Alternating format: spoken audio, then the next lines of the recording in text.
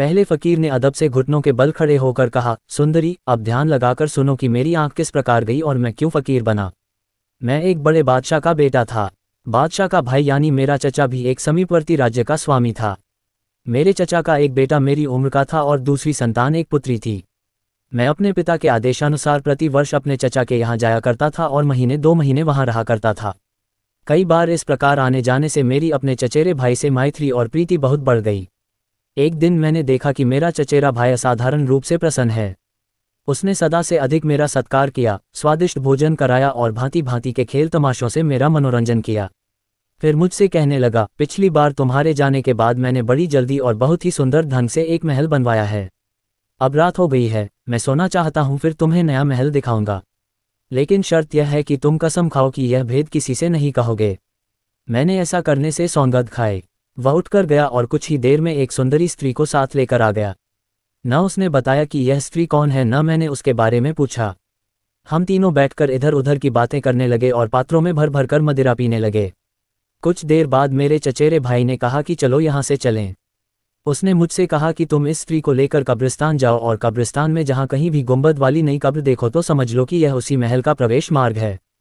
तुम दोनों गुंबद के अंदर जाकर मेरी राह देखना। मैं उसी स्त्री के हाथ में हाथ देकर बाहर निकला और कब्रिस्तान की ओर चल दिया। चांदनी रात थी, इसलिए हम लोगों को गुंबद वाली नई कब्र ढूंढने में कोई कठिनाई नहीं हुई। हम गुंबद के अंदर गए तो देखा कि राजकुमार अकेला ही एक चूने की टोकरी, पानी की गागर और जरूरी औजार लिए खड़ा है। हमारे पहुंचने पर उसने फावड़े से जमीन खोदी। मिट्टी के नीचे पत्थरों की सिलें थीं जिन्हें निकालकर उसने एक और रखा। पत्थरों के नीचे एक दरवाजा दिखाई दिया। दरवाजे का किवाड़ ऊपर उठाया तो नीचे जाने के लिए एक लकड़ी की सीढ़ी दिखाई दी। मेरे चचेरे भाई ने अब उस स्त्री से कहा कि इसी रास्ते पर चलकर वह द्वार मिलेगा जिसका मैंने तुमसे उल्लेख किया था। वह स्त्री यह सुनकर सीढ़ी से नीचे उतर गई। राजकुमार भी उसके पीछे चला गया। जाने के पहले मुझसे बोला कि तुमने हम लोगों के लिए जो परिश्रम किया है उसके लिए मैं तुम्हारा आभारी हूँ, लेकिन अब मैं तुमसे विदा लेता हूँ। हाँ, भगवान के लिए इस बात को गुप्त रखना। मैंने बहुत पूछा कि तुम कहाँ जा रहे और यह सब क्या हो रहा है, किंतु उसने कुछ न बताया, केवल इतना कहा कि दरवाजे पर मिट्टी डालकर भूमि समतल कर देना और जिस रास्ते से आए हो उसी से वापस चले जाना। विवशतः मैं दरवाजे पर मिट्टी डालकर अपने चचा के महल को वापस हुआ। मुझे नशा उतरने के बाद खुमार की दशा थी और मेरे सिर में पीड़ा हो रही थी, इसलिए मैं अपने कमरे में जाकर सो रहा। सुबह उठने पर रात के वृतांत का स्मरण करके मैं बड़ा चिंतित था और यह भी सोचता था कि मैंने रात को जो देखा वह स्वप्न था या सत्य था। मैंने एक सेवक से कहा कि तू जाकर देख कि मेरे भाई ने उठकर कपड़े बदले हैं या सो ही रहा है। उसने लौटकर बताया कि वे तो रात को अपने शयन कक्ष में थे ही नहीं और किसी को ये भी नहीं मालूम है कि वे कहाँ गए हैं, इसलिए उनके सेवक और संबंधी सबको बड़ी चिंता है और किसी की समझ में नहीं आ रहा है कि क्या करें। मुझे भी इस बात पर बड़ी चिंता हुई और मैं फिर कब्रिस्तान को गया। मैंने सारा दिन गुंबद वाली कब्र के खोजने में लगाया, किंतु वह कब्र नहीं मिली। इसी प्रकार 4 दिन तक मैं कब्रिस्तान जाकर अपने भाई की तलाश करता रहा, लेकिन उसका या उसके मकान का कुछ पता न चला। सुंदरियो, यहाँ ये बता देना भी आवश्यक है कि उन दिनों मेरा चचा यानी वहाँ का बादशाह कई दिन से राजधानी में नहीं था, क्योंकि वह शिकार पर गया था। उसकी वापसी में भी देर थी, इसलिए मैं अत्यंत व्याकुल हुआ। मेरी इच्छा हुई कि अपने पिता के राज्य में वापस जाऊं। मैंने मंत्री से कहा कि अब की बार मैं साधारण समय से अधिक यहाँ पर रहा और मेरे पिता को मेरी चिंता होगी, इसलिए मैं जा रहा हूँ। आप बादशाह के आने पर उनसे यही कह दें। मंत्री स्वयं बड़ी चिंता में था, क्योंकि शहजादे की कोई खोज खबर नहीं मिल रही थी। मैं स्वयं उसे कुछ न बता सकता था, क्योंकि शहजादे ने मुझे कुछ न कहने की कसम दिला रखी थी। जब मैं अपने पिता की राजधानी में आया तो महल के चारों ओर सेना की बड़ी जमात देखी। सैनिकों ने मुझे देखते ही बंदी बना लिया। मैंने बिगड़कर पूछा कि यह क्या करते हो, तो एक सरदार ने कहा, शहजादे, ये सेना तुम्हारी नहीं, तुम्हारे शत्रु की है। तुम्हारे पिता के मरने के बाद मंत्री ने तुम्हारे राज्य पर अधिकार कर लिया है। उसने तुम्हें गिरफ्तार करने की आज्ञा दी है और कहा है कि तुम जहां भी मिलो तुम्हें पकड़ लिया जाए। अब तुम हमारे भाग्य से स्वयं ही हमारे पास आ गए। ये कहकर वह सरदार मुझे अत्याचारी मंत्री के पास ले गया, जो अब राज सिंहासन पर बैठा हुआ था। मुझे कितना दुख और कितनी ग्लानि हुई होगी यह आसानी से समझा जा सकता है। वह दुरात्मा आरंभ ही से मेरा शत्रु था। इसका कारण ये था कि बचपन में मुझे गुलेल चलाने का बड़ा शौक था। एक दिन मैं महल की छत पर गुलेल लिए खड़ा था कि एक चिड़िया सामने से उड़ती हुई निकली। मैंने गुलेल से उस पर पत्थर मारा। संयोगवश वह पत्थर का टुकड़ा उसी मंत्री की आंख पर लगा, क्योंकि वह भी अपने निकटवर्ती भवन की छत पर टहल रहा था। उसकी आंख फूट गई। मुझे मालूम हुआ तो मैं स्वयं ही उसके पास गया और अनजाने में हुए अपराध के लिए उससे क्षमा मांगी। वह कुछ बोला नहीं, किंतु उसने मुझे कभी क्षमा नहीं किया और बराबर इस ताक में रहता था कि कब अवसर पाए और मुझसे बदला ले। इसलिए जब मुझे असहाय और अशक्त देखा तो पुरानी बात याद करके क्रोध में भरकर सिंहासन से उतरा और झपट कर मेरे पास आया और मेरी दाहिनी आंख में उंगली घुसेड़ दी। उसने इतने ही पर बस नहीं की, उसने मुझे एक पिंजरे में बंद कर दिया और जल्लाद को आज्ञा दी कि इसे नगर के बाहर ले जाकर इसका वध कर दे और इसके शरीर के टुकड़े करके पशु पक्षियों को खिला दे। जल्लाद घोड़े पर बैठकर शहर के बाहर आया और दूसरे घोड़े पर वह पिंजरा रखकर ले गया जिसमें मैं बंद था। उसकी सहायता को अन्य सेवक भी थे। जंगल में जाकर मेरे हाथ पांव बांधकर मुझे मारने के लिए तलवार निकाली। मैं अत्यंत दीनता से रोने और प्राण भिक्षा मांगने लगा और जल्लाद को याद दिलाया कि उसने बरसों मेरे पिता का नमक खाया है। अंत में जल्लाद को मुझ पर दया आ गई। उसने मुझे छोड़ दिया और कहा, तुम तुरंत ही ये देश छोड़कर चले जाओ। इधर की तरफ भूलकर भी मुंह न करना। अगर तुम यहाँ आए तो तुम तो मारे ही जाओगे, मुझे भी प्राणदंड मिलेगा। मैंने जल्लाद का बड़ा एहसान माना और भगवान को लाख लाख धन्यवाद दिया कि भले ही आंख गई लेकिन जान तो बच गई, काना होना मुर्दा होने से तो अच्छा है। मेरी भूख प्यास और आंख की तकलीफ से बुरी हालत थी। मैं चलने फिरने के लायक न था।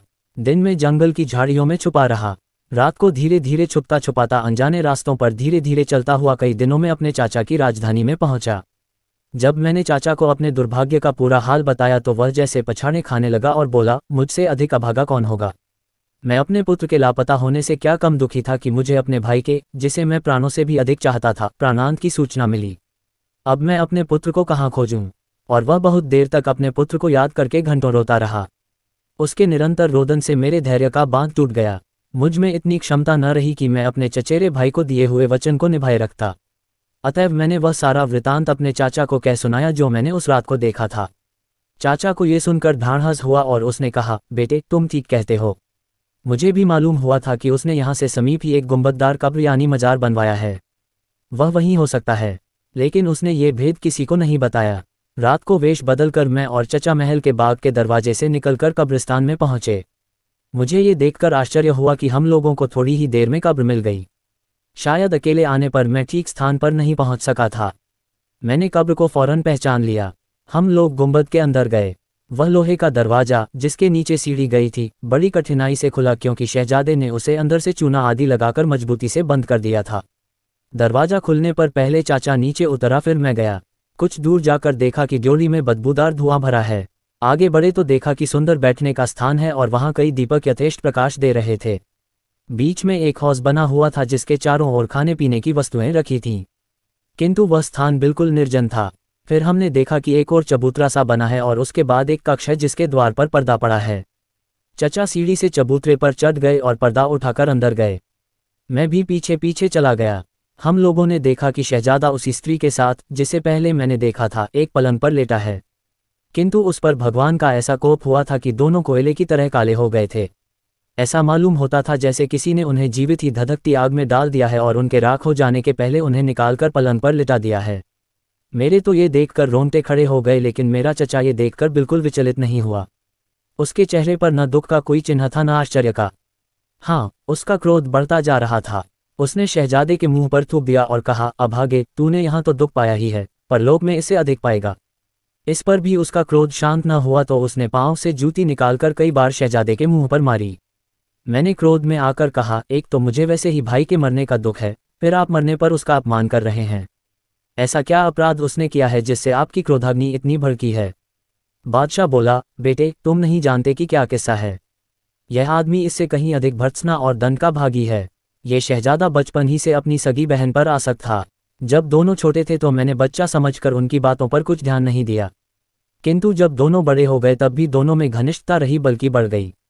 अब मैंने उनके संबंध को रोकना चाहा। मैंने कड़े पहरे बिठाए कि भाई बहन एक दूसरे के सामने न आएं।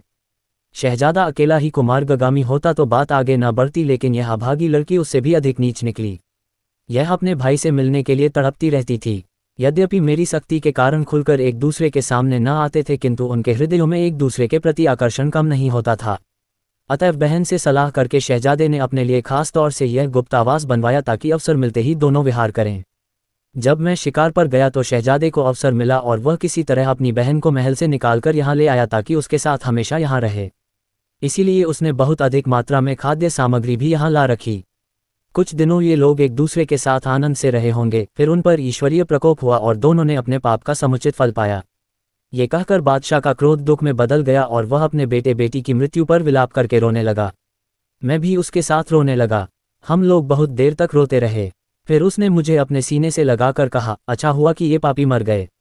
अब तुम ही मेरे पुत्र और मेरे उत्तराधिकारी हो। फिर मैं और मेरा चाचा मृतक शहजादे की याद करके रोने लगे।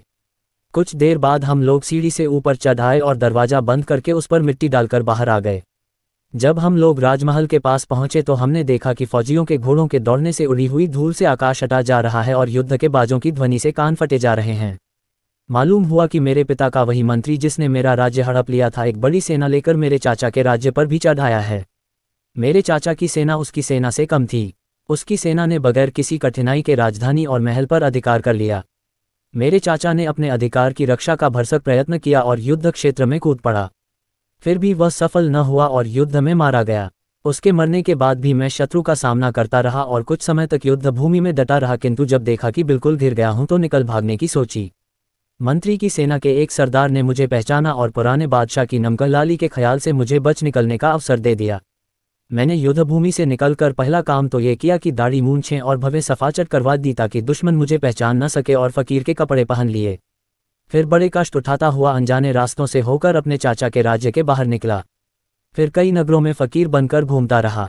घूमता घामता मैं अति प्रतापी, दयावान, दीनवत्सल, न्यायप्रिय खलीफा हारून रशीद की राजधानी में आ पहुंचा। मेरा इरादा था कि मैं उदारमना खलीफा की सेवा में पहुंचकर अपनी व्यथा कथा सुनाऊं, किंतु जब इस नगर में पहुंचा तो शाम ढल चुकी थी। मैं इस चिंता में आगे बढ़ा कि कहीं ठिकाना मिले तो रात व्यतीत करने का प्रबंध करूं। कुछ दूर जाने पर मुझे ये दूसरा फकीर मिला। उसने मेरा अभिवादन किया। मैंने उसके अभिवादन का उत्तर देकर कहा कि तुम भी मेरी तरह परदेसी लगते हो। उसने कहा कि हाँ, मैं भी अभी अभी इस नगर में आया हूँ। हम लोग बातें कर ही रहे थे कि यह तीसरा फकीर भी आ गया और हम दोनों का अभिवादन करके पास बैठ गया। उसने भी कहा कि मैं परदेसी हूँ और इस नगर में अभी आया हूँ। हम लोग चून की एक ही वेश में थे और तीनों की एक सी दशा थी, इसलिए हमने तय किया कि भाइयों की तरह मिलकर रहें और जहाँ जाएं एक साथ ही जाएं। हम लोग इस चिंता में निमग्न हो गए कि रात कहाँ बिताएं, क्योंकि हम तीनों में कोई भी यहाँ के किसी निवासी को नहीं जानता था, न कभी पहले यहाँ आया था। अपने सौभाग्य से हम लोग घूमते फिरते तुम्हारे दरवाजे पर आ निकले। तुमने भोजन और मनोरंजन से हमारा चित्त प्रसन्न किया, इसके लिए हम सदा के लिए तुम्हारे आभारी रहेंगे। यही मेरा वृतांत है जिसे मैंने पूरी तरह बता दिया है। जुबैदा ने कहा कि हमने तुम्हें क्षमा किया और तुम जा सकते हो। किंतु फकीर ने कहा कि अगर तुम अनुमति दो तो मैं भी एक और बैठकर अपने दोनों साथियों की राम कहानी सुन लूं और इन 3 व्यापारियों की आप बीती भी सुन लूं। इसके बाद मैं आपके घर से चला जाऊंगा। जुबैदा ने उसे एक और बैठकर दूसरों का वृतांत सुनने की अनुमति दे दी। वह मजदूर के पास जा बैठा।